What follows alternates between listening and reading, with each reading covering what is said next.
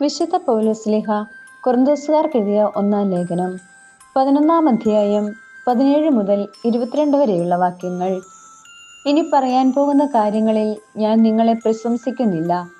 എന്തെന്നാൽ നിങ്ങളുടെ സമ്മേളനങ്ങൾ ഗുണത്തിനു പകരം ദോഷമാണ് ചെയ്യുന്നത്. ഒന്നാമത്, നിങ്ങൾ സഭയായി സമ്മേളിക്കുമ്പോൾ നിങ്ങളുടെ ഇടയിൽ ഭിന്നിപ്പുകൾ ഉണ്ടെന്ന് ഞാൻ കേൾക്കുന്നു. അത് ഭാഗികമായി ഞാൻ വിശ്വസിക്കുകയും ചെയ്യുന്നു. നിങ്ങളിൽ യോഗ്യരെ തിരിച്ചറിയാൻ ഭിന്നിപ്പുകൾ ഉണ്ടാകേണ്ടതും ആവശ്യമാണ്. നിങ്ങൾ ഒന്നിച്ചു കൂടുമ്പോൾ കർത്താവിൻ്റെ അത്താഴമല്ല നിങ്ങൾ ഭക്ഷിക്കുന്നത്.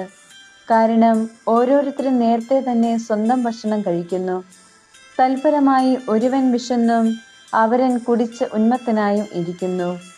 എന്ത്, തിന്നാനും കുടിക്കാനും നിങ്ങൾക്ക് വീടുകളില്ലേ? അതോ നിങ്ങൾ ദൈവത്തിൻ്റെ സഭയെ അവഗണിക്കുകയും ഒന്നുമില്ലാത്തവരെ അവഹേളിക്കുകയും ചെയ്യുന്നുവോ? നിങ്ങളോട് ഞാൻ എന്താണ് പറയേണ്ടത്? ഇക്കാര്യത്തിൽ നിങ്ങളെ പ്രശംസിക്കണമോ? ഇല്ല, ഞാൻ പ്രശംസിക്കുകയില്ല. നമ്മുടെ കർത്താവായ മിശിഹായ്ക്ക് സ്തുതി. വിശുദ്ധ മത്തായി എഴുതിയ സുവിശേഷം അധ്യായം 21, 28 മുതൽ 32 വരെയുള്ള തിരുവചനങ്ങൾ. നിങ്ങൾക്ക് എന്തു തോന്നുന്നു? ഒരു മനുഷ്യന് 2 പുത്രന്മാരുണ്ടായിരുന്നു. അവൻ ഒന്നാമന്റെ അടുത്ത് ചെന്ന് പറഞ്ഞു, മകനെ, പോയി ഇന്ന് മുന്തിരിത്തോട്ടത്തിൽ ജോലി ചെയ്യുക. ഞാൻ പോകാമെന്ന് അവൻ പറഞ്ഞു, എങ്കിലും പോയില്ല. അവൻ രണ്ടാമന്റെ അടുത്ത് ചെന്ന് ഇതുതന്നെ പറഞ്ഞു. അവനാകട്ടെ, എനിക്ക് മനസ്സില്ല എന്ന് പറഞ്ഞു. എങ്കിലും പിന്നീട് പശ്ചാത്തപിച്ച് അവൻ പോയി. ഈ 2 പേരിൽ ആരാണ് പിതാവിൻ്റെ ഇഷ്ടം നിറവേറ്റിയത്? അവർ പറഞ്ഞു, രണ്ടാമൻ.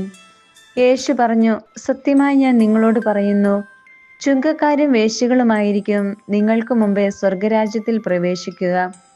എന്തെന്നാൽ യോഹന്നാൻ നീതിയുടെ മാർഗത്തിലൂടെ നിങ്ങളെ സമീപിച്ചു, നിങ്ങൾ അവനിൽ വിശ്വസിച്ചില്ല.